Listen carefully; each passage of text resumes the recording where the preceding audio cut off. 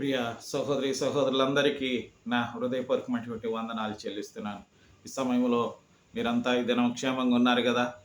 దేవుని సన్నిధానంలో కొంతసేపు మనము ప్రార్థనలో దేవుని వాక్యములో ధ్యానించుకుందాం. బైబిల్ గ్రంథమందు మత్తయి సువార్త గ్రంథము 5వ అధ్యాయం 44వ వచనం చదువుకుందాం.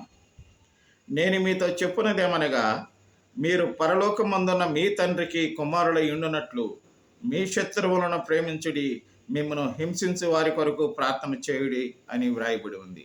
In English, but I say to you, love your enemies and pray for those who prosecute you అని వ్రాయబడి ఉంది.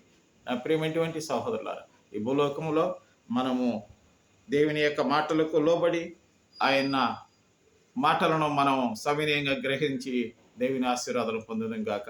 ఆమేన్.